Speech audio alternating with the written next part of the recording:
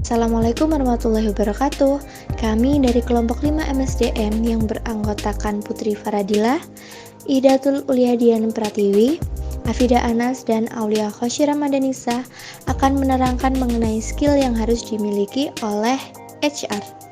Di antaranya ada leadership skill, negotiation skill, communication skill, problem solving skill, analytical thinking skill, dan critical thinking skill. HR perlu mempunyai leadership skill karena tugas HR akan bersinggungan dengan banyak orang.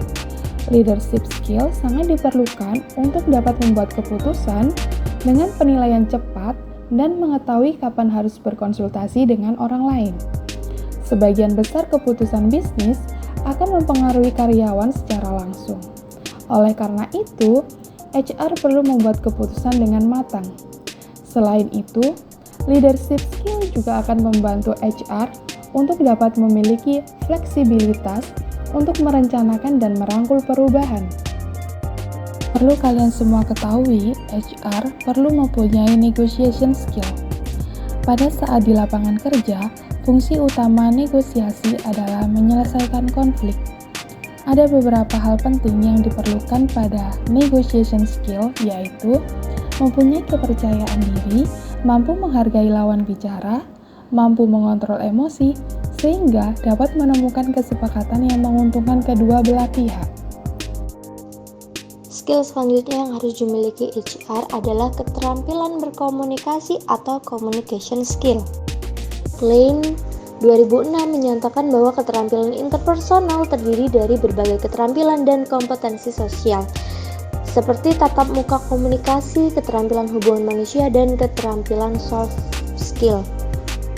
Nah, hal ini terlihat dalam pekerjaan HR, di mana berhubungan langsung dengan proses rekrutmen dan seleksi, mengembangkan rencana kepegawaian, dan membuat kebijakan untuk pekerjaannya.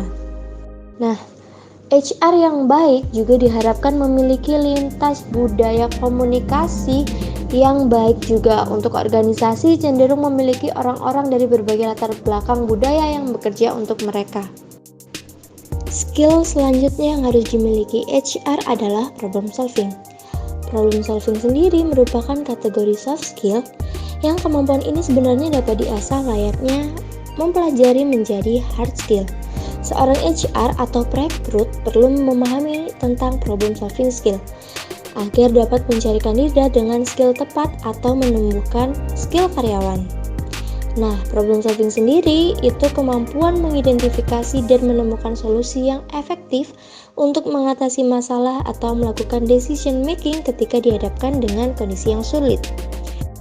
Keterampilan ini berkaitan dengan kemampuan lain dan melibatkan kemampuan mendengar, menganalisis, kreativitas, decision making, komunikasi, hingga kerjasama dalam tim.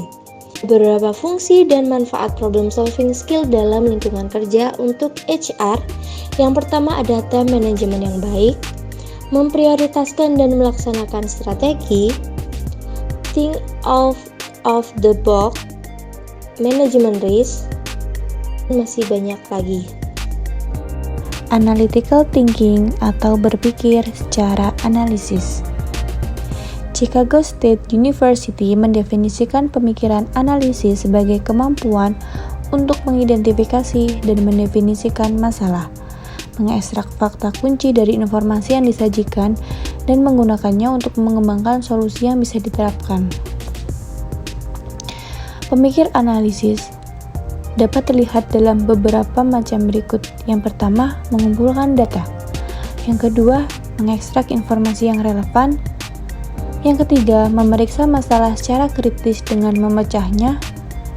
Yang keempat, menganalisis informasi lebih lanjut untuk menentukan penyebab masalah yang paling mungkin. Yang kelima, menggunakan data untuk mengidentifikasi hasil logis dan faktual. Dan yang keenam, mengidentifikasi tindakan untuk mencegah terjadinya masalah. Pemikiran analisis sangat penting untuk HR karena banyak masalah yang rumit dan berdampak pada berbagai tingkatan dalam suatu organisasi. Departemen Sumber Daya Manusia atau HR harus menemukan solusi untuk masalah seperti kekurangan bakat, gesekan antar tingkat, dan kegagalan ekspatriat. Penyebab dan solusi untuk masalah ini cenderung beragam.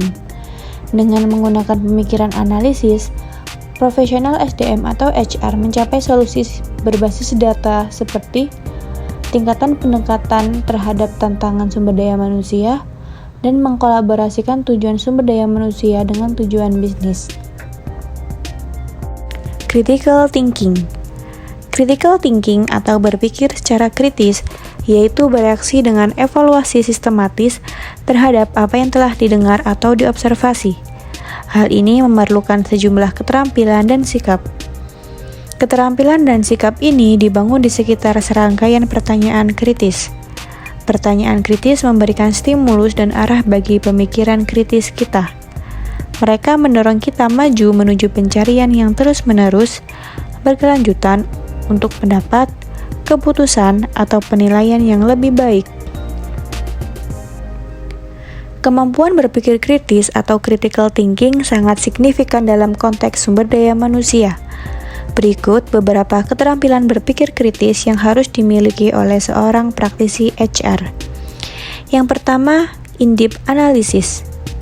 Kemampuan untuk menganalisis informasi yang rumit seperti peraturan perusahaan, statistik kepegawaian, dan masalah terkait SDM. Yang terakhir ada innovation and continuous improvement. HR yang berpikir kritis juga mendorong inovasi dan peningkatan berkelanjutan. Mereka dapat mendeteksi kekurangan atau kelebihan dalam sistem dan proses dan merekomendasikan perbaikan untuk meningkatkan kinerja organisasi.